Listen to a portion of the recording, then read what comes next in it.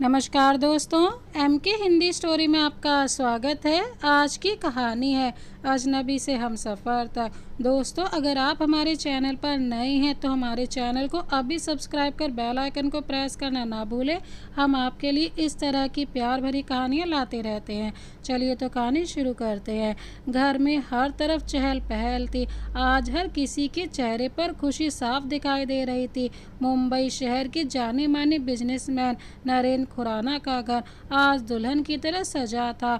उनके बड़े से बंगले को अंदर और बाहर से फूलों और लाइटों से सजाया गया था और बंगला इतना सुंदर लग रहा था कि उसे कोई एक बार देख ले तो उसकी आंखें चौंधिया जाए। और बंगले में एक अलग सी रौनक है क्योंकि आज नरेंद्र खुराना के इकलौते बेटे अभिराज खुराना की शादी नरेंद्र खुराना के बचपन के दोस्त अशोक मेहता की बड़ी बेटी नेहा से होने वाली थी। अभिराज नेहा से प्यार करता था, इसलिए इस शादी से वो भी बहुत खुश था। ओ जी, बेटे की शादी हो रही है, आपकी नहीं। पहले ही आपके चक्कर में शाम के 7:30 तो बज ही चुके हैं। हमें 8 बजे बारात लेकर निकलना है। आप हैं कि शीशे के सामने से हटने के लिए तैयार ही नहीं हो रहे। ये हैं सविता खुराना, नरेंद्र खुराना की पत्नी और अभिराज की माँ। सविता जी की उम्र 71 साल की है और वो एक हाउसवाइफ हैं। आज सविता जी बहुत खुश हैं। सविता जी, मेरे इकलौते बेटे की शादी है, अब मैं ढंग से तैयार भी नहीं हो सकता, नरेंद्र जी ने बालों पर कंघी करते हुए कहा। नरेंद्र जी की उम्र 73 साल की है। सविता जी ने कहा, आज मैं बहुत खुश हूँ, कल मेरी बहू इस घर में होगी। नरेंद्र जी ने हंसते हुए कहा, हाँ हाँ क्यों नहीं, कल से आप मेरे अलावा किसी और पर भी अपनी धोत जमाने वाली है ना। सविता जी ने गुस्से में कहा, ओ जी, मैंने आप पर कब अपनी धौंस जमाई, आप भी ना कुछ भी बोलते हो। ऐसे ही दोनों मियाँ बीवी की नोक झोंक शुरू हुई। दूसरी ओर अभिराज के कमरे में कुछ लड़के हंसी मजाक कर रहे थे। वहीं पर अभिराज एक सोफे पर बैठा था। अभिराज खुराना दिखने में काफ़ी हैंडसम और समझदार है और आज तो वो शादी की शेरवानी में बहुत ही ज़्यादा हैंडसम लग रहा था। अभिराज की उम्र 27 साल की है। अभिराज अपने फैमिली बिजनेस को बहुत ही अच्छे ढंग से संभालता है। अभिराज के एक दोस्त ने उससे पूछा, यार अभी शादी होने के बाद हमें मत भूलना। अभिराज ने हंसते हुए कहा, अरे यार कैसी बातें कर रहे हो, तुम लोगों को मैं कैसे भूल सकता हूँ। तभी उनमें से एक लड़के सुमित ने कहा, अभी तू हमें शहीद होने के बाद पार्टी तो देगा ही। उस कमरे में जितने भी लोग थे सब हंसने लगे। सबको सुमित की बात समझ आ गई और अभिराज को भी सुमित की बात समझ में आते ही उसने कहा, अगर तू मेरा बचपन का दोस्त ना होता तो तुझे बताता। तभी कमरे में सविता जी आई और अभिराज से बोली, अभी बेटा जल्दी से नीचे चल, बारात के जाने का समय हो गया है। और इतना कहकर वो कमरे से बाहर निकल गई। सुमित ने कहा, चल बलि के बकरे, तेरी बलि देने का टाइम आ गया है। अभिराज सुमित को कुछ बोले और उसके पहले सुमित कमरे से बाहर चला गया। थोड़ी देर में अभिराज अपनी बारात वाली जगह पर पहुंचा, जहां पर पहले से ही काफ़ी सारे लोग और बहुत सारी गाड़ियां थी। सविता जी हाथों में पूजा की थाली लिए अभिराज का इंतजार कर रही थी। जैसे ही अभिराज आया और अपनी माँ के सामने खड़ा हो गया, सविता जी अभिराज की आरती उतारी और फिर कहा, कल से तू अपनी बीवी के पल्लू से बंद कर रहेगा। अभिराज ने हंसते हुए कहा, माँ आप मेरी माँ और मैं आपका बेटा, आपसे ज़्यादा मैं किसी से प्यार नहीं करूँगा। तभी नरेंद्र जी ने कहा, चलो अब देरी हो रही है। और थोड़ी देर में सब बाराती गाड़ी में बैठ गए और अभिराज दूल्हे वाली गाड़ी में बैठ गया। थोड़ी देर में बंगले से सभी गाड़ियाँ तेजी से अपनी मंजिल की ओर बढ़ गई। मेहता परिवार में भी आज खुशियाँ छाई हुई थी। अशोक मेहता भी एक बिजनेसमैन है, पर नरेंद्र खुराना जैसे नहीं, वो एक छोटी कंपनी के मालिक है। अशोक जी ये शादी इसलिए करवा रहे हैं क्योंकि वो इस शादी के बाद नरेंद्र खुराना के बिजनेस पार्टनर बन जाएंगे। अशोक जी की 2 बेटियां हैं, नेहा और आंचल। नेहा जो कि अशोक जी की सगी बेटी, वहीं आंचल अशोक जी के स्वर्गवासी भाई और भाभी की बेटी है। माँ बाप के जाने के बाद अशोक जी और उनकी पत्नी सुमित्रा ने ही आंचल की देखभाल की थी।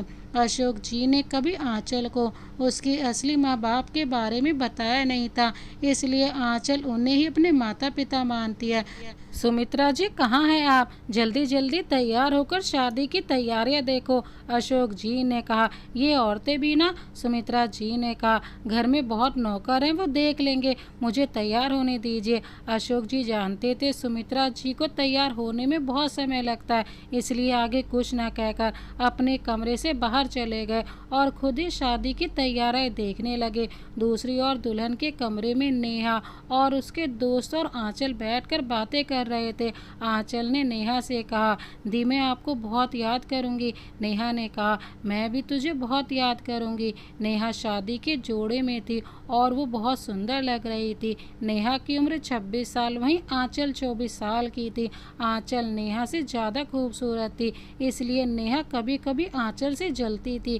तभी अशोक जी की खुशी से भरी आवाज़ सबको सुनाई दी, सुमित्रा जी कहाँ हो? जल्दी पूजा की थाली लेकर आओ, देखो बारात आ गई है। सुमित्रा जी ने जैसे ही बारात आने की खबर सुनी, वो जल्दी से पूजा की थाली लेकर घर के गेट पर पहुंची। सब बाराती गाड़ी से उतरकर गेट पर खड़े होकर एक दूसरे से बातें करने लगे।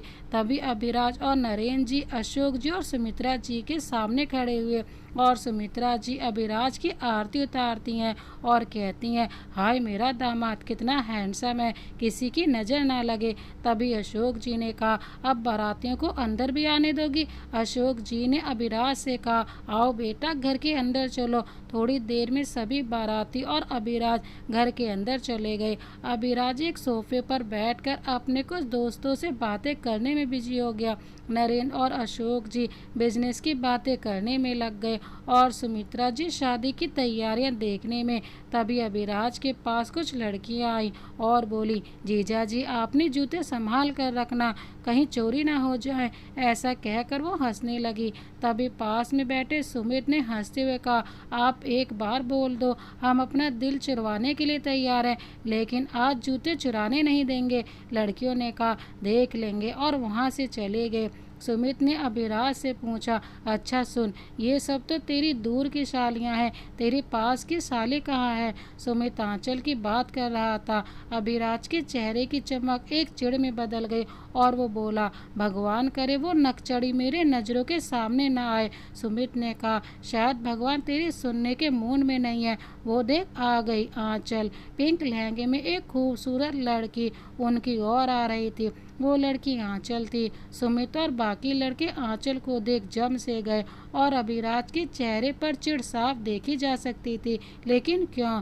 अभिराज नेहा को बचपन से जानता था और आंचल को भी। जहां अभिराज नेहा का दोस्त था, वहीं अभिराज और आंचल की एक भी नहीं बनती थी और हर वक्त लड़ते ही रहते थे। आंचल ने अभिराज के पास जाके बोली, आप लोगों को कोई तकलीफ नहीं हो रही है? सुमित ने हंस कर कहा, नहीं जी कोई तकलीफ नहीं है।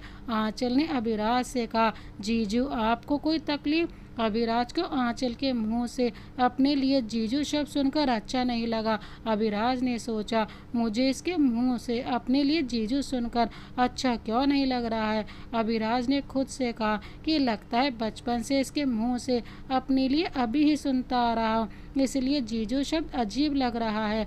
अभिराज ने कहा, तुम मुझे अभी कह सकती हो। आंचल ने बड़े प्यार से कहा, नहीं मैं आपको जीजू ही कहूँगी, और वहाँ से चली गई। अभिराज ने कहा, कहीं इसके सर पर आज चोट वोट नहीं लगी?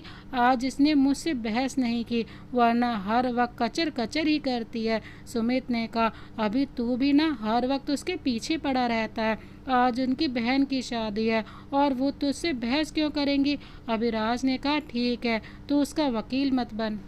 तभी पंडित जी ने कहा, दूल्हा और दुल्हन को मंडप में बुलाएं, और अभिराज मंडप में जाकर बैठ गया और सुमित्रा जी अशोक जी नेहा को लेने उसके कमरे में चले गए। थोड़ी देर बाद वो नरेंद्र जी के पास आए और उन्हें एक कमरे में ले गए और उसके बाद अशोक जी ने सुमित्रा जी को फ़ोन किया और फिर कुछ बोले। फिर अशोक जी ने अपना फ़ोन रख दिया और सुमित्रा जी ने आंचल को नेहा के कमरे में फ़ोन करके बुलाया। सब लोग सोच रहे थे कि आखिर ये सब हो क्या रहा है। अभिराज परेशान होने लगा। कुछ समय के बाद सुमित्रा जी नेहा को लेकर आई। अभिराज ने नेहा को देखा तो उसकी सभी परेशानी अपने आप खत्म हो गई। सीढ़ियों से उतरती नेहा ने लाल रंग का शादी का जोड़ा पहना था और उसके ऊपर नेहा ने चेहरे पर घूंघट रखा था। सुमित्रा जी नेहा को अभिराज के बगल में बैठा दिया और कहा, ये लो आ गई तुम्हारी दुल्हन। अभिराज ने मुस्कुराते हुए नेहा की ओर देखा। सुमित ने कहा, आंटी ये घूंघट? सुमित्रा जी ने कहा, हमारे घर की रीत है, मैंने भी अपनी शादी में घूंघट रखा था। अभिराज ने कहा, कोई बात नहीं, पर मेरे पापा कहाँ हैं? और नेहा के पापा? तभी अशोक जी और नरेंद्र जी वहाँ पर पहुँचे और कहा, लो आ गए हम। अभिराज ने कहा, आप दोनों कहाँ गए थे? तभी अशोक जी ने कहा, हम कुछ बिजनेस की बातें कर रहे थे। नरेंद्र जी ने कहा, अब ज़्यादा सवाल मत पूछो, जल्दी शादी की रस्म शुरू करो।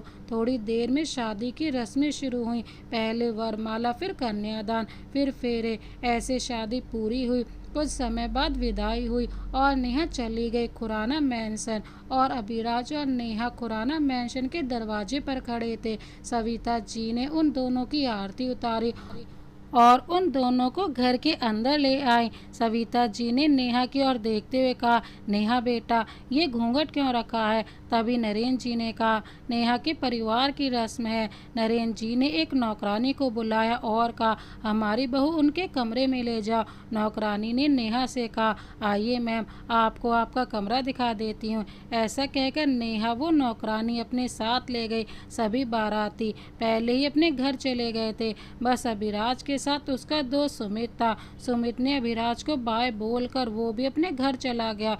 थोड़ी देर बाद अभिराज अपने कमरे में गया तो उसने देखा कि बेड पर नेहा घूंघट ओढ़े हुए बैठी है। अभिराज पहले तो डर गया और फिर अभिराज नेहा के पास जाकर बैठ गया और फिर नेहा का घूंघट हटाया। घूंघट हटते ही अभिराज के चेहरे के भाव बदल गए। उसकी आंखें फटी रह गई। उसके चेहरे पर फैली मुस्कान अचानक गुस्से और चिढ़ में बदल गई। खानदान की इज्जत। अभिराज ने गुस्से में कहा, आंचल तुम यहाँ क्या कर रही हो? और नेहा कहाँ है? और तुम उस शादी के जोड़े में क्या कर रही हो? अभिराज ने कुछ सोचते हुए कहा, अच्छा तुम दोनों बहनें मिलकर मेरे साथ मजाक। इतना कहते कहते अभिराज की नज़र आंचल की मांग में सजे सिंदूर और गले में पहने मंगलसूत्र पर पड़ी। अभिराज ने जब ये देखा तो उसने हैरानी से आंचल से पूछा कि ये सब क्या है? मजाक करने की भी एक हद होती है आंचल। अभिराज ने फिर से कहा, आंचल नेहा कहाँ है? पर आंचल ने कोई जवाब नहीं दिया और सिर झुकाकर बैठी हुई थी और उसकी आंखों से आंसू निकलने लगे। अभिराज ने जब ये देखा तो वो घबरा गया। उसे एक अजीब सी बेचैनी हुई और उसने आंचल से पूछा, नेहा कहाँ है? मैंने तुमसे कुछ पूछा है। आंचल ने रोते हुए कहा कि वो दी भाग गई। अभिराज ने जैसे ही शब्द सुने तो वो जहाँ खड़ा था वहीं जम सा गया और वो बोला, नहीं ऐसा नहीं हो सकता, तुम मुझे परेशान करने के लिए ऐसा कह रही हो ना?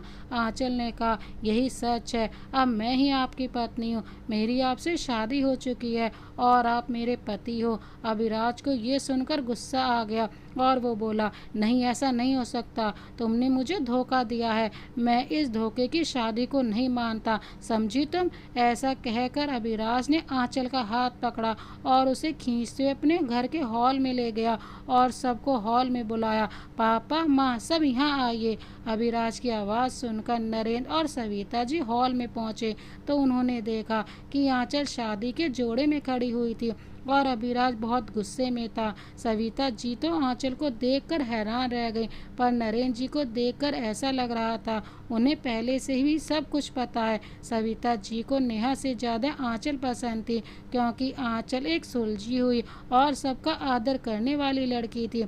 सविता जी तो ये चाहती थी कि अगर उनके 2 बेटे होते तो वो एक बेटे की शादी आंचल से ही करवाती, पर आज सविता जी आंचल को देखकर हैरान थी और उन्होंने आंचल से पूछा, ये क्या है आंचल, तुम यहाँ, वो भी इस शादी के जोड़े में?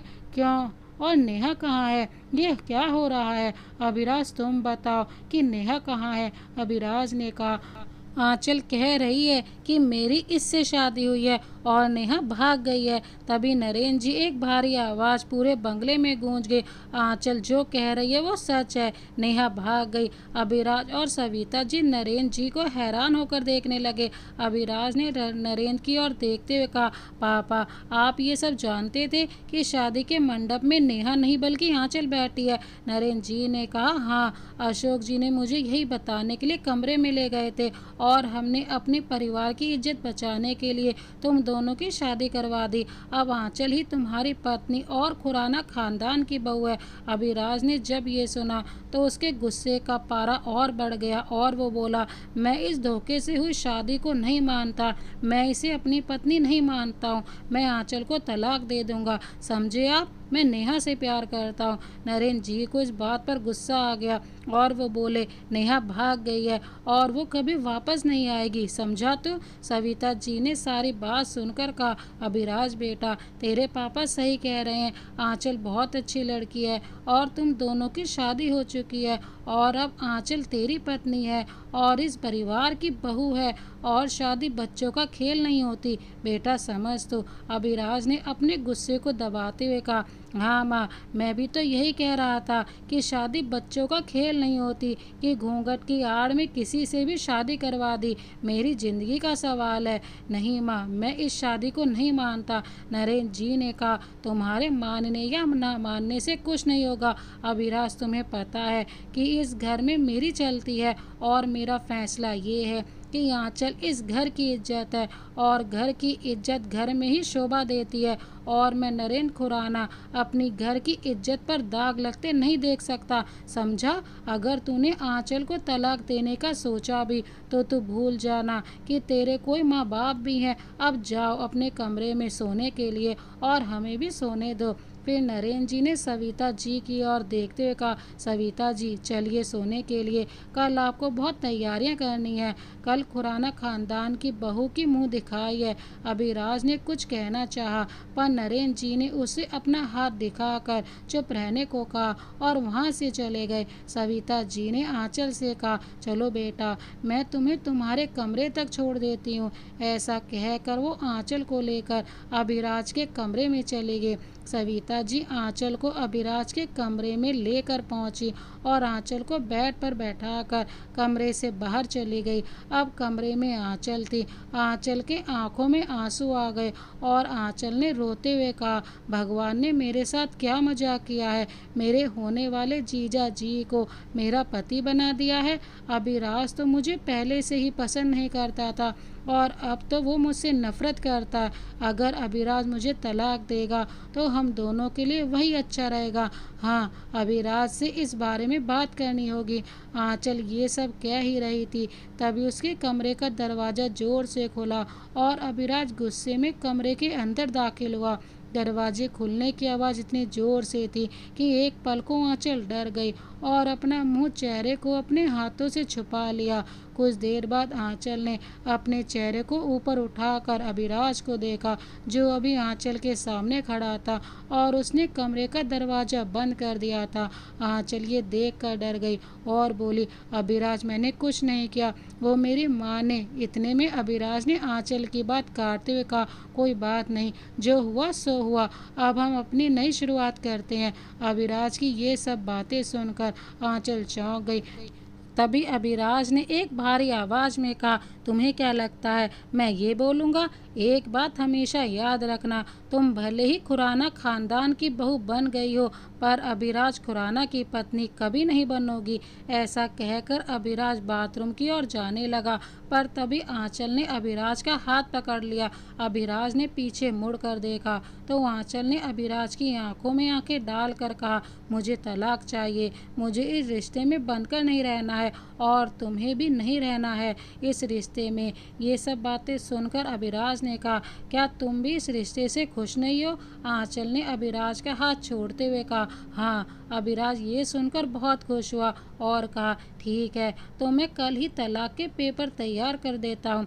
आंचल ने कहा, पर तुम्हारे डैड? अभिराज ने अलमारी से कपड़े निकालते हुए कहा, तुम उनकी चिंता मत करो, मैं उन्हें समझा दूंगा। इतना कहकर अभिराज बाथरूम में घुस गया और आंचल ने भी नहाने के लिए अपने बैग से अपने कपड़े निकाले और अभिराज के बाथरूम से बाहर आने का इंतजार करने लगी। अभिराज को बाथरूम में गए हुए बहुत समय हो गया था, पर वो अभी तक बाथरूम से बाहर नहीं आया था। आंचल अब इंतजार करते हुए थक गई और वो बाथरूम के दरवाजे के बाहर पहुंचकर दरवाज़ा खटखटाने लगी और बोली, अभी जल्दी बाहर निकलो, मुझे भी नहाना है। बाथरूम से अभिराज की आवाज़ आई, मुझे नहाने में टाइम लगता है। आंचल ने कहा, अभी मैं थक गई हूँ, मुझे नींद आ रही है। अभिराज ने कहा, तो क्या करूँ मैं, ये मेरा घर है और बाथरूम भी मेरा है, मेरा इंतज़ार करना है तो करो, वरना दूसरे कमरे के बाथरूम में जाकर नहा लो। आंचल ने नाक सिकोड़ते हुए कहा, अभी मैं यहाँ कुछ दिन की मेहमान हूँ, तुम मेरे साथ ऐसा नहीं कर सकते हो, समझे तुम, अब जल्दी से बाहर आओ। अभिराज ने कहा कि मेहमान तो मैं भी था, पर तुमने तो मुझे बाथरूम में बंद कर दिया था ना। आंचल ने चिढ़कर कहा, क्या तुम मुझसे बचपन का बदला ले रहे हो? अगर हाँ तो मैं उस वक्त छोटी सी बच्ची थी। इतने में ही बाथरूम से अभिराज बाहर आया और आंचल के करीब जाकर उसके कान में बोला, मुझे बदला लेने का कोई शौक नहीं है। इस वक्त अभिराज के बाल भीगे हुए थे और आंचल के कंधे पर अभिराज के बालों से पानी की बूंदें टपक रही थी। आंचल ने कहा, मैं नहाने जा रही हूँ, मेरा रास्ता छोड़ो। तभी अभिराज ने कहा, जल्दी से नहा कर बाहर आ जाओ, मुझे तुमसे कुछ ज़रूरी बातें करनी है। और आंचल के रास्ते से हट गया और आंचल बाथरूम में चली गई। थोड़ी देर में आंचल नहाकर बाथरूम से बाहर आई और अपने बाल टॉवल से पोंछने लगी। अभिराज अभी कमरे में नहीं था। आंचल ने अपने बाल सुखाए और कमरे में रखे एक सोफे पर बैठ गई। तभी कमरे में अभिराज आया, उसकी नज़र आंचल पर पड़ी। आंचल ने भी अभिराज को देखा।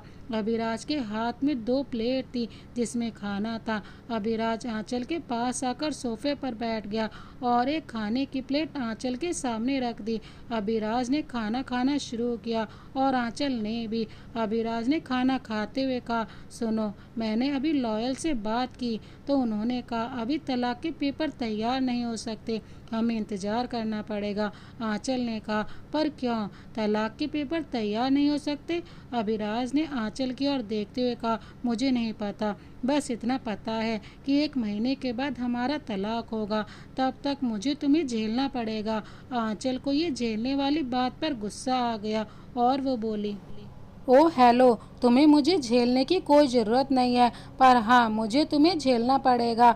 मैं तुम्हें बचपन से जानती हूँ, तुम कितने लापरवाह हो, ठीक है? अभिराज जो खाना खा रहा था अपनी प्लेट सामने रखे हुए टेबल पर पटक कर बोला, मुझसे बड़ी लापरवाह तुम हो।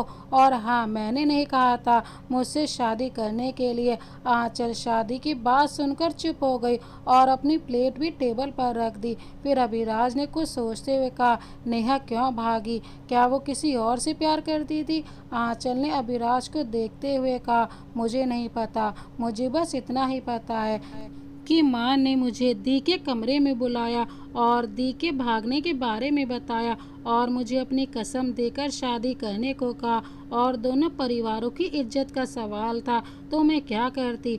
अभिराज ने एक लंबी सांस लेकर कहा, कमाल की बात है ना, तुम्हें कसम मिली और मुझे धोखा। कोई बात नहीं, 1 महीने के बाद हम दोनों ही अपने अपने रास्ते चले जाएंगे। आंचल ने कहा, थैंक यू अभी मेरी बात समझने के लिए। अभिराज सोफे से उठकर बेड पर लेट गया और कहा, लाइट बंद कर देना, मुझे नींद आ रही है।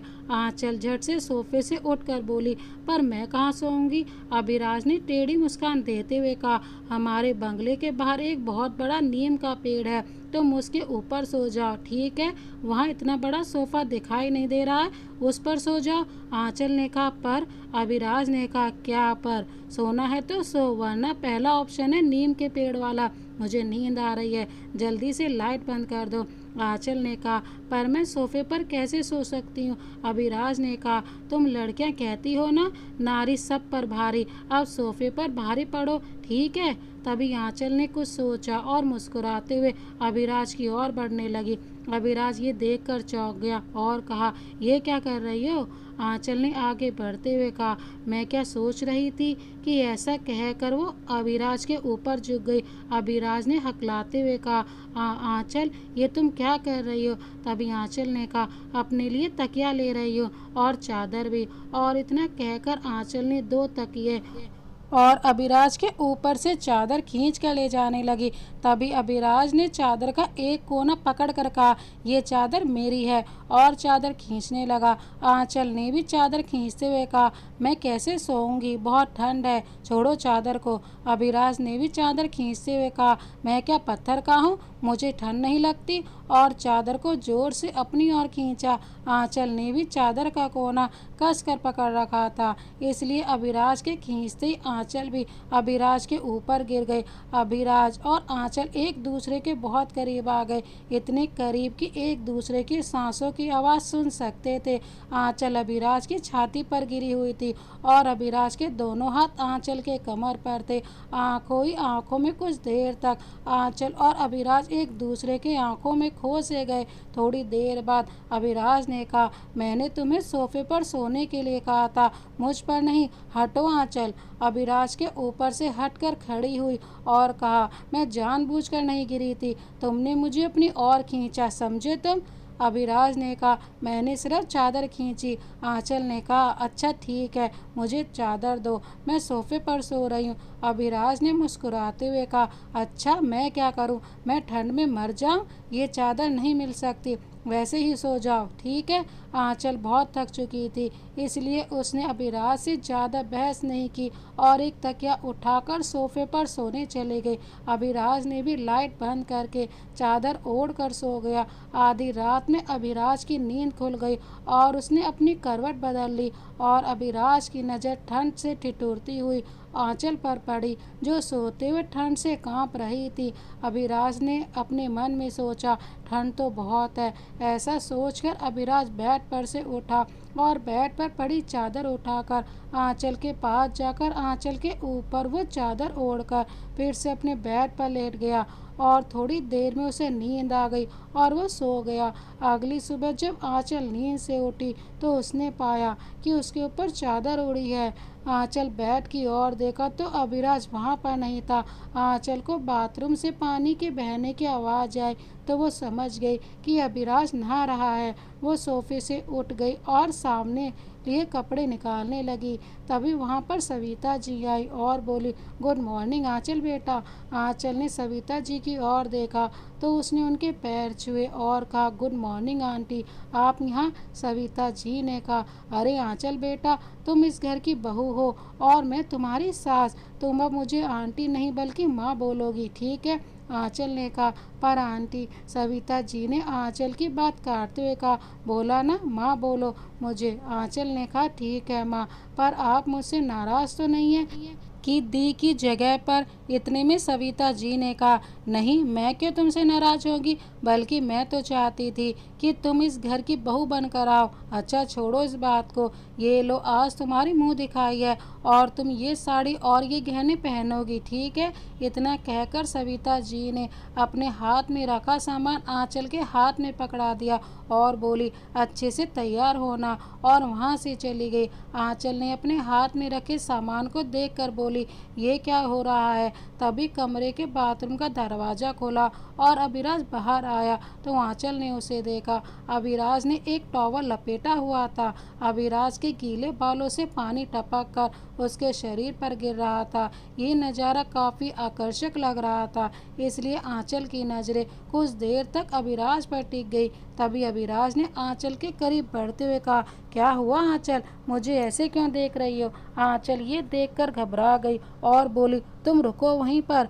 अभिराज ने आंचल के पास जाकर कहा, क्या हुआ, मैंने अपने कपड़े नहीं पहने हैं क्या। और आंचल के पीछे वाली अलमारी से अपने कपड़े निकाल कर फिर बाथरूम में चला गया और आंचल ने अपना हाथ अपने सर पर रख कर कहा, भगवान। थोड़ी देर में अभिराज बाथरूम से बाहर आया। अभिराज ने लाल रंग का कुर्ता और सफ़ेद रंग का पायजामा पहना था और जिसमें वो काफ़ी हैंडसम लग रहा था। पर इस बार आंचल ने बिना अभिराज की ओर देखे हुए बाथरूम में घुस गई। थोड़ी देर बाद आंचल बाथरूम से बाहर आई और शीशे के सामने खड़े होकर तैयार होने लगी। अभी अभिराज कमरे में नहीं था। आंचल ने बेहद खूबसूरत लाल रंग की साड़ी पहनी थी और बहुत हल्का मेकअप किया था। और हाथों में लाल रंग का चूड़ा और गले में एक सिंगल मंगलसूत्र पहना था। आंचल को गहने पहनने का शौक नहीं था, इसलिए उसने मंगलसूत्र के अलावा कोई गहना नहीं पहना था और मांग में सिंदूर लगा रखा था। आंचल बेहद ही खूबसूरत लग रही थी। तभी कमरे में अभिराज आया, जिसके हाथ में एक कॉफी का कप था। अभिराज की नज़र जैसे ही आंचल पर पड़ी और अभिराज की नज़र आंचल पर जम सी गई। आंचल ने भी अभिराज को देखा तो उसकी आंखें भी अभिराज पर टिक गई और थोड़ी देर तक दोनों ऐसे एक दूसरे को देखते रहे। एक दूसरे को देखने का सिलसिला तब खत्म हुआ जब अभिराज का हाथ कॉफ़ी के कप पर लगा और अभिराज को जलन का एहसास हुआ। अभिराज ने मुंह से आह निकली और उसने कॉफ़ी का कप टेबल पर रख दिया। आंचल जल्दी से अभिराज के पास गई और अभिराज का हाथ पकड़ लिया और बोली, क्या हुआ? तुम कितनी लापरवाह हो, ज़्यादा जला तो नहीं? आंचल अभिराज के हाथ को देखने लगी और अभिराज आंचल को देखने लगा कि तभी अचानक अभिराज को जैसे होश आया और उसने आंचल से अपना हाथ छुड़ाकर कहा, मैं ठीक हूँ। अभिराज की ये बात सुनकर आंचल ने कहा, कल रात मुझ पर चादर किसने उड़ाई? अभिराज ने अपने मुंह पर हाथ फेरते हुए कहा, ओ हाँ, मुझे कुछ याद आया, तुम चोरनी हो। कल रात तुमने मेरे ऊपर से चादर उठाकर खुद सो गई और मैं ठंड से ठिठुरता रहा। तुम कितनी मतलबी लड़की हो। आंचल को कुछ समझ में नहीं आया और वो बोली, मैंने रात में उठकर तुम्हारी चादर ले ली? क्या बकवास कर रहे हो? तभी वहाँ पर नरेंद्र जी आ गए और बोले, गुड मॉर्निंग। नरेंद्र जी की आवाज़ सुनकर अभिराज और आंचल उनकी ओर देखने लगे। फिर आंचल ने नरेंद्र जी के पास जाकर उनके पैर छुए और कहा, गुड मॉर्निंग। नरेंद्र जी ये देखकर बहुत खुश हुए और आंचल के सिर पर हाथ रख कर कहा, खुश रहो। और आंचल, अभिराज तुम्हारे साथ मिसबिहेव नहीं कर रहा है? आंचल ने पहले तो अभिराज की ओर देखा, फिर नरेंद्र जी से कहा, नहीं, वो मेरे साथ कोई मिसबिहेव नहीं कर रहे हैं। नरेंद्र जी ने आंचल से कहा, अगर करे तो मुझे बताना, ठीक है? फिर अभिराज को देखते हुए कहा, अभी चलो, मुझे तुमसे कुछ काम है। अभिराज ने कहा, ठीक है डैड। और नरेंद्र जी और अभिराज कमरे के बाहर चले गए। अभिराज और नरेंद्र जी के जाने के बाद आंचल ने चैन की सांस ली और कहा, मिसबिहेव? उफ। इतना कहकर वो सोफे पर बैठ गई और कुछ सोचने लगी। दूसरी ओर अभिराज नीचे हॉल में आ गया और उसने अपने दोस्त को देखा। जैसे ही सुमित ने अभिराज को देखा तो वो अभिराज के पास आया और कहा, हेलो माय बॉय, कैसी कटी पहली रात भाभी के साथ? इतना कहकर वो हंसने लगा। अभिराज ने सुमित की बात का कोई जवाब नहीं दिया और जाकर सोफे पर बैठ गया। सुमित भी जाकर सोफे पर बैठ गया और अभिराज से कहा, क्या हुआ तुझे? मुंह क्यों उतरा हुआ है तेरा? परेशान सा लग रहा है। पर अभिराज ने कोई जवाब नहीं दिया। सुमित ने कहा, अरे यार, तू उदास क्यों है? अच्छा ये तो बता, भाभी के साथ आंचल भी आई है? अभिराज ने घूरते हुए सुमित को देखा। सुमित ने कहा, ऐसा घूर क्यों रहा है? अच्छा सुन, भाभी से बोलकर आंचल का नंबर दिला दे मुझे, आंचल बहुत पसंद है मुझे। अभिराज को इस बात पर गुस्सा आ गया और उसने अपने गुस्से को दबाते हुए कहा, जब आंचल आएगी तब खुद ही उसका नंबर पूछ लेना। सुमित ने कहा, आंचल यहाँ है?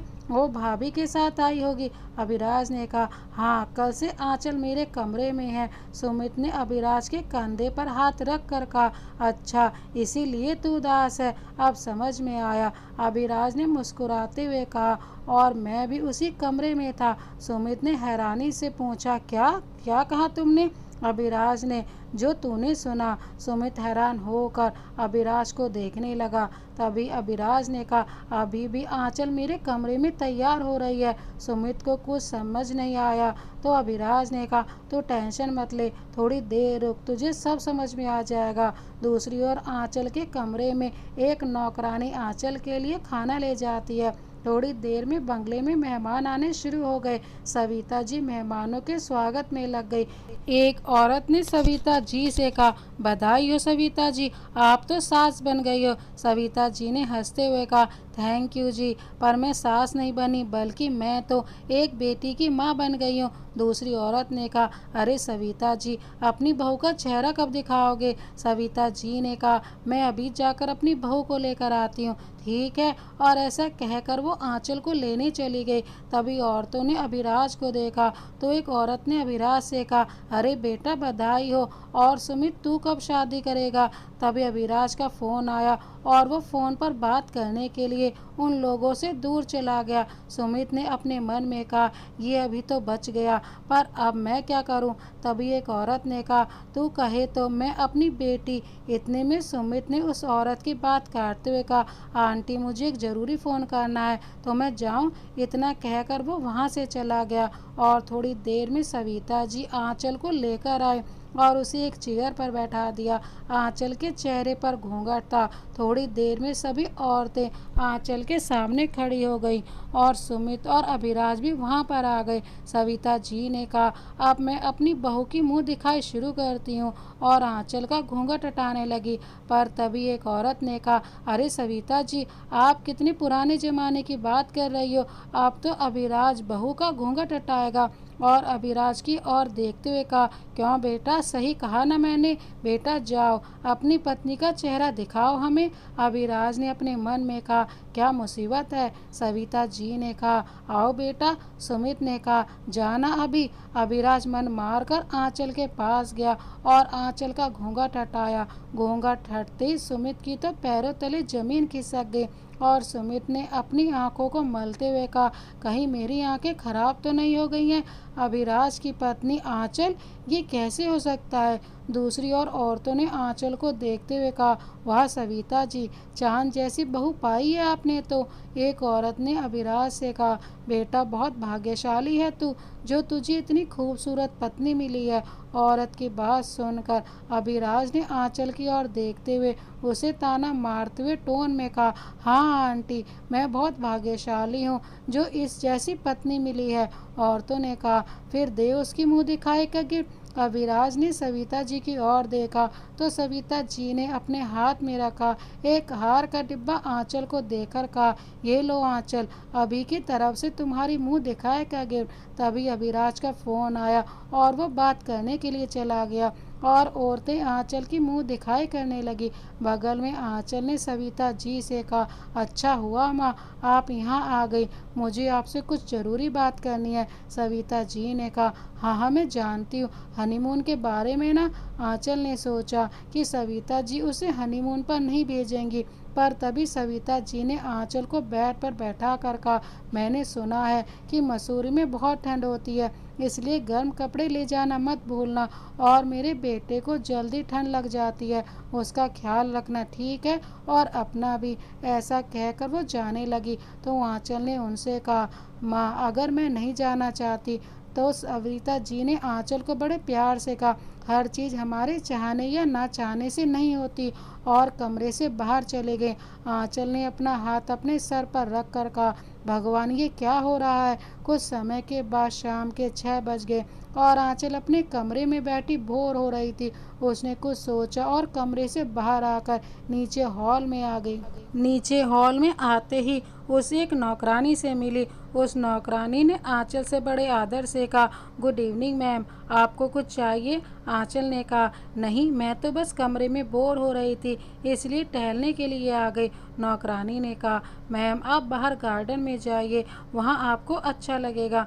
आंचल ने भी बड़े आदर से नौकरानी से कहा, क्या आप मुझे गार्डन में ले जाएंगी? नौकरानी ने कहा, जी ज़रूर मैम, आइए। और वो दोनों बंगले के बाहर गार्डन में आ गए। गार्डन बहुत ही बड़ा था, तरह तरह के फूल और पेड़ लगे थे और गार्डन बहुत ही सुंदर था। आंचल कभी अभिराज के घर नहीं आई थी, इसलिए उसके घर के बारे में उसे कुछ नहीं पता था, इसलिए वो गार्डन को देखकर आकर्षित हो गई और वहीं पर रखे हुए एक बेंच पर बैठ गई और वहाँ लगे फूलों को निहारने लगी। ऐसे बैठे बैठे रात के 8 बज गए और डिनर का टाइम हो गया और एक नौकरानी ने आंचल को डिनर करने के लिए बुलाया। आंचल भी डिनर करने के लिए बंगले के अंदर चली गई और डाइनिंग टेबल के पास पहुंची और सविता जी को खाना परोस रही थी। उनसे कहा, माँ आप बैठिए, मैं खाना परोस देती हूँ। सविता जी ने कहा, नहीं बेटा, मैंने खाना परोस दिया है, बस तू ही बची है, तू बैठ, मैं तेरे लिए भी खाना परोस देती हूँ। आंचल ने कहा, ठीक है माँ, और एक चेयर पर बैठ गई और अपने लिए खाने की प्लेट निकाली और सविता जी ने आंचल को खाना परोसा और खुद भी डिनर करने के लिए बैठ गई और डिनर करने लगी। आंचल ने नोटिस किया कि डाइनिंग टेबल पर अभिराज नहीं है, तो उसने सविता जी से पूछा, माँ वो अभी? तभी नरेंद्र जी जो कि खाना खा रहे थे, उन्होंने कहा, वो अभी तो कहीं बाहर गया है, तुम कहो तो मैं उसे फ़ोन करके बुला लूँ। आंचल ने कहा, नहीं, उन्हें कोई काम होगा, मैं तो बस ऐसे ही पूछ रही थी, और अपना डिनर करने लगी। थोड़ी देर में सब ने डिनर कर लिया और अपने अपने कमरे में सोने चले गए और आंचल भी अपने कमरे में चली गई और सोफे पर बैठ गई और खुद से बोली, अभी अब तक नहीं आया, चलो अच्छा ही है, आज मैं बेड पर सो जाती हूँ। वैसे भी कल रात सोफे पर सोकर मेरी गर्दन अकड़ गई। और ऐसा कहकर वो कमरे की लाइट बंद करके बेड पर लेट गई और थोड़ी देर में उसको नींद आ गई। अगली सुबह 7:30 बजे जब आंचल ने नींद में अपने हाथ फैलाए तो उसका हाथ किसी के बाजू पर लगा। उसने अपने बगल में देखा तो उसके बगल में अभिराज सोया हुआ था और उसने आंचल की कमर कसकर पकड़ रखी थी, जैसे आंचल एक तकिया हो। आंचल ने अपनी आंखें मलते हुए कहा, तुम यहाँ क्या कर रहे हो?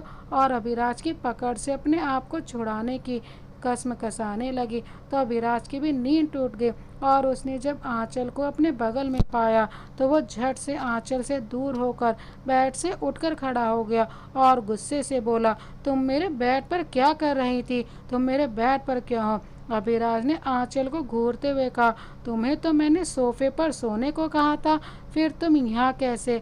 आंचल को कुछ कहने को नहीं हुआ क्योंकि उसे मालूम था इस बार गलती उसकी है। तो आंचल ने बात बदलते हुए कहा, तुम कल रात घर नहीं आए तो मैं बेड पर सो गई क्योंकि सोफे पर मेरी गर्दन अकड़ गई थी, पर तुम्हें दिखाई नहीं दिया कि कोई बेड पर सोया हुआ है। अभिराज ने आंचल की ओर देखते हुए कहा, कल रात मैं देर से घर आया था और मैं बहुत थक गया था। मैंने सोचा कि तुम सोफे पर सो रही होगी तो मैं अपने बेड पर आकर लेट गया और कमरे की लाइट भी बंद थी और मुझे ध्यान से देखो, मैंने अपने कपड़े भी नहीं चेंज किए हैं। आंचल ने कहा, आई एम सॉरी, मेरी ही गलती है, आगे से ऐसा नहीं होगा। अभिराज ने कहा, क्या कहा तुमने? फिर से कहो, कहीं मैं सपना तो नहीं देख रहा हूँ? आंचल ने मुझे सॉरी बोला और हंसने लगा। आंचल को ये देखकर चिढ़ गई और बोली, क्या हुआ, हंस क्यों रहे हो? मैंने कोई मजाक किया है? और बेड पर से उठकर अभिराज के सामने खड़ी हुई। अभिराज ने हंसते हुए कहा, तुम्हारे मुंह से सॉरी सुनना ही एक मजाक से कम थोड़ी ना है। आंचल को गुस्सा आ गया और वो अपने पहनने के लिए कपड़े निकालकर बाथरूम में घुस गई और बाथरूम का दरवाज़ा जोर से बंद कर दिया। अभिराज ने अपना फ़ोन टेबल से उठाया और बेड पर बैठ गया और फ़ोन चलाने लगा। थोड़ी देर बाद आंचल बाथरूम से बाहर आई और शीशे के सामने तैयार होने लगी। अभिराज अभी भी बेड पर ही बैठा हुआ था और अपने फ़ोन में घुसा हुआ था। अभिराज ने फ़ोन में देखते हुए आंचल से, सो मॉम से बात हुई? आंचल ने अपने बाल सुखाते हुए कहा, किस बारे में? अभिराज ने आंचल को देखते हुए कहा, और किस बारे में? हनीमून के बारे में। आंचल ने कहा, तुमने ठीक कहा था। माँ नहीं मानी। अभिराज ने अपने फ़ोन को साइड में रखा और बेड से उठकर आंचल के पास गया और बोला, मैंने तो पहले ही कहा था। उसने देखा कि आंचल अपने बाल टॉवल से सुखा रही है। उसने कहा, ये क्या कर रही हो? आंचल ने अभिराज की ओर देखते हुए कहा, नाच रही हूँ, तुम भी नाचोगे? अभिराज ने हंसकर कहा, नहीं, ये पागलों वाली हरकतें तुम ही करो, मैं तो बस इतना कह रहा था कि तुम टॉवल से बाल क्यों सुखा रही हो? हेयर ड्रायर है ना, वहाँ पर ही रखा है। और ऐसा कहकर उसने हेयर ड्रायर उठाकर हेयर ड्रायर को चालू किया और आंचल के चेहरे पर हेयर ड्रायर से हवा करने लगा। हवा तेज होने के कारण आंचल की आंखें बंद हो गई और उसके बाल हवा में उड़ने लगे। आंचल ने गुस्से से कहा, इसे बंद करो, और अभिराज के हाथ से हेयर ड्रायर छीनने की कोशिश करने लगी पर छीन नहीं पाई। अभिराज आंचल को परेशान होते देख हंसने लगा और थोड़ी देर बाद उसने हेयर ड्रायर बंद कर दिया। और आंचल के हाथ पकड़ा दिया और कहा, अब तुम परफेक्ट लग रही हो। और इतना कहकर वो बाथरूम में चला गया। आंचल ने अपने आप को शीशे में देखा तो उसके बाल बिखरे हुए थे। आंचल ने गुस्से से हेयर ड्रायर को नीचे पटक कर कहा, अभी ये तुमने ठीक नहीं किया, इसका बदला तो मैं लेकर ही रहूंगी, देख लेना। और फिर से अपने बालों को संवारने लगी। थोड़ी देर में जब वो तैयार हुई तो वो कमरे से बाहर चली गई। कमरे से बाहर आकर वो नीचे हॉल में आ गई। हॉल में नरेन जी और सविता जी सोफे पर बैठकर चाय पी रहे थे। आंचल ने कहा, गुड मॉर्निंग। सविता जी और नरेन जी ने भी आंचल को गुड मॉर्निंग विश किया और उसे चाय पीने को कहा। सविता जी ने आंचल से कहा, आओ बेटा, बैठो हमारे साथ, चाय पियो। आंचल भी उन लोगों के साथ बैठ गई और सविता जी ने आंचल को चाय का कप दिया। नरेन जी ने कहा, बेटा अभी कल रात को घर आया था। आंचल को अभिराज का नाम सुनते ही गुस्सा आ गया, पर उसने अपने गुस्से को दबाते हुए कहा, हाँ वो कल रात को घर आ गए थे, और अपनी चाय पीने लगी। सविता जी ने आंचल को बड़े प्यार से कहा, बेटा तुम्हें पता है ना, आज तुम्हारी पहली रसोई है। आंचल ने कहा, जी हाँ माँ, मुझे याद है। सविता जी ने आंचल के सर पर हाथ फेरते हुए कहा, बहुत खूब बेटा, तो क्या बनाओगी अपनी पहली रसोई में? आंचल ने चाय का कप टेबल पर रखकर कहा, जो आप कहें। तो सविता जी ने खाना नौकर बना देंगे, तुम सिर्फ मीठा बना देना, ठीक है? आंचल ने हाँ में अपना सिर हिला दिया और बोली, माँ मुझे किचन के बारे में कुछ पता नहीं है। सविता जी ने आंचल से बड़े प्यार से कहा, कोई बात नहीं, मैं हूँ ना, मैं तुझे बता दूंगी, तो चल मेरे साथ। ऐसा कहकर सविता जी और आंचल सोफे पर से उठे और किचन में चले गए। और किचन में जाकर सविता जी ने आंचल को किचन के बारे में बताया।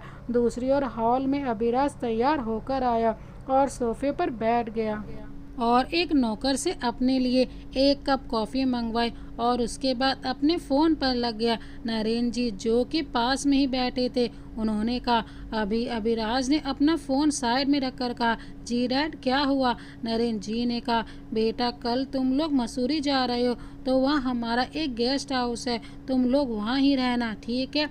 अभिराज ने ना चाहते हुए भी कहा, जी डैड। तभी एक नौकर अभिराज के लिए कॉफ़ी लेकर आया और अभिराज को कॉफ़ी दी। अभिराज ने कॉफ़ी पीनी शुरू की और नरेन जी से कहा, डैड मैं चलता हूँ, काफ़ी लेट हो गया है। नरेन जी ने कहा, अभी रुक जा, नाश्ता करके जा, आज आंचल की पहली रसोई है। अभिराज ने कहा, पर डैड। नरेन जी ने कहा, परवर कुछ नहीं, तो नाश्ता करेगा। अभिराज भी अब चुप हो गया और नाश्ता बनने का इंतजार करने लगा। अभिराज वहीं अपने डैड के सामने बैठा था। थोड़ी देर में नाश्ता बनकर तैयार हो गया और घर के नौकरों ने नाश्ते को डाइनिंग टेबल पर सजाया और अभिराज और नरेन जी और सविता जी नाश्ता करने के लिए डाइनिंग टेबल पर बैठ गए। आंचल ने सबको नाश्ता परोसा और खुद भी नाश्ता करने के लिए बैठ गई। नरेन जी ने नाश्ता देखकर कहा, अरे वाह, आज तो खाने की खुशबू बड़ी अच्छी आ रही है।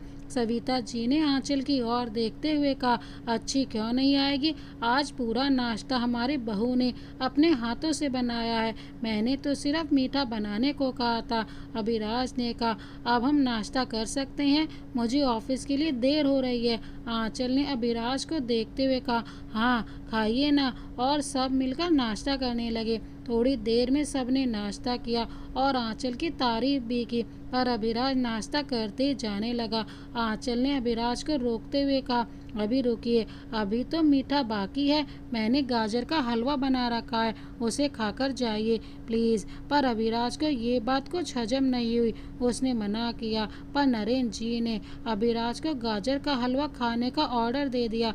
आंचल जल्दी से जाकर किचन से सबके लिए गाजर हलवा ले आए और सबको दे दिया और अभिराज को गाजर का हलवा देते हुए कहा, मुझे अच्छा लगेगा, आप ये गाजर का हलवा पूरे खाएंगे? तो नरेन जी ने हलवा खाते हुए कहा, क्यों नहीं खाएगा, गाजर का हलवा तो इसे बहुत पसंद है और आज तो बना भी अच्छा है, अभी खाकर बता कैसा बना है जरा।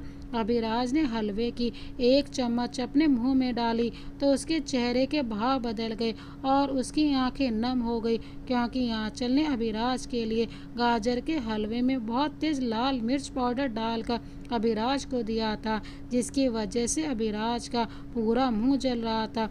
अभिराज ने आंचल को गुस्से से लाल आंखों से देखा। तभी नरेंद्र जी ने कहा, क्या हुआ, कैसा लगा तुझे?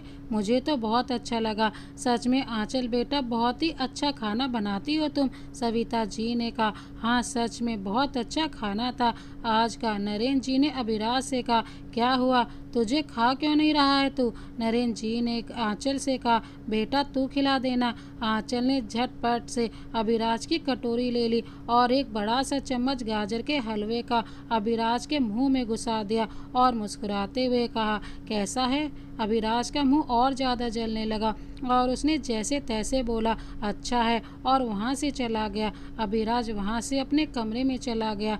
आंचल ने अपने मन में कहा, अभी देख लिया मेरा बदला। अब मुझसे पंगा लेने से पहले 100 बार सोचेंगे कि क्यों मैंने आंचल से पंगा लिया। और मन ही मन हंसने लगी और सोचा कि चलो अभी की हालत देखकर मज़े लेते हैं।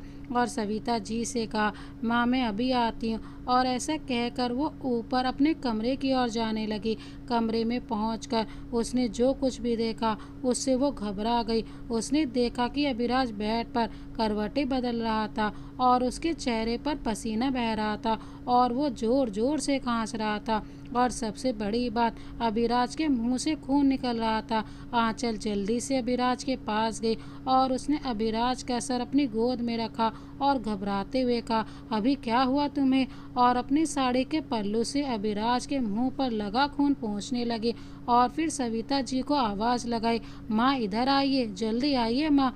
आंचल की आवाज़ सुनकर सविता जी और नरेंद्र जी दौड़ते हुए आंचल के कमरे में आए और अभिराज की हालत देखकर वो भी घबरा गए।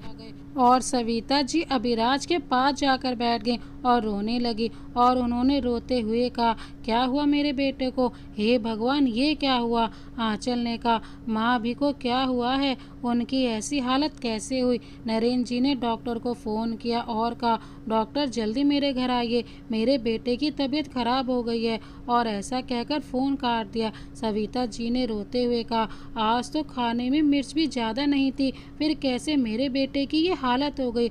आंचल ने जब ये सुना तो उसने सविता जी से कहा, माँ क्या कह रही हैं आप? तो सविता जी ने कहा, अभी को मिर्च से एलर्जी है, इसलिए वो ज़्यादा मिर्च वाला खाना नहीं खाता है। जब गलती से खा लेता है तो उसकी ये हालत हो जाती है। आंचल ये सुनकर खुद में शर्मिंदा हो गई। थोड़ी देर में वहाँ पर डॉक्टर आ गए और अभिराज को देखने लगे। तो अभिराज को कुछ दवाइयाँ दी जिससे अभिराज को थोड़ा आराम मिला। थोड़ी देर में डॉक्टर वहाँ से चला गया। सविता जी ने अभिराज से कहा, बेटा तू ठीक तो है? क्या खाने में मिर्च थी? तभी अभिराज ने सविता जी की बात काटते हुए कहा, मॉम मैं अभी ठीक हूँ, आप लोग ज़्यादा परेशान मत रहिए। तभी नरेंद्र जी ने कहा, अभी तुम कल मसूरी मत जाओ, तुम आराम करो, हनीमून के लिए तो पूरी जिंदगी पड़ी है। अभिराज ने कहा, ओके डैड, जैसा आप कहें। तभी सविता जी ने नरेंद्र जी की ओर देखते हुए कहा, अब चलिए बेटे को आराम करने दीजिए। और आंचल से कहा, बेटा मेरे अभी का ख्याल रखना, ठीक है? और ऐसा कहकर वो दोनों कमरे से बाहर चले गए। अभिराज बेड पर लेटा था और आंचल उसके बगल में खड़ी थी। आंचल अभिराज के सामने बैठ गई और नम आंखें के साथ बोली, आई एम सॉरी अभी, मुझे नहीं पता था कि तुम्हें मिर्ची से एलर्जी है, मुझे माफ़ कर दो और तुम चाहो तो मुझे डांट सकते हो। अभिराज ने आंचल को घूरते हुए देखा और फिर कहा, तुमने गलत किया, पर एक अच्छा काम भी तो किया। हमारा नाम का हनीमून कैंसिल हो गया। एक काम तो तुमने अच्छा किया, इसलिए मैंने तुम्हें माफ़ कर दिया। और मुस्कुराने लगा। आंचल ने अभिराज को देखते हुए कहा, तुम सच में पागल हो, अभी तो तुम्हारी तबीयत इतनी खराब है और अभी मुस्कुरा रहे हो। तभी अभिराज खांसने लगा। आंचल ये देखकर घबरा गई और अभिराज को पानी का गिलास देकर कहा, अब मुस्कुराना बंद करो और पानी पीकर आराम करो। अभिराज ने पानी पीकर गिलास अपने बगल में रखे टेबल पर रख दिया। आंचल ने कहा, फिर से सॉरी। अभी आंचल की बात सुनकर अभिराज ने कहा, इज़ ओके, पर आज के बाद ऐसा नहीं होना चाहिए, ठीक है? तुमने तो मेरी मनपसंद चीज़ भी नहीं छोड़ी। आंचल ने अभिराज को देखते हुए कहा, मनपसंद चीज़ मतलब? अभिराज ने कहा, गाजर का हलवा।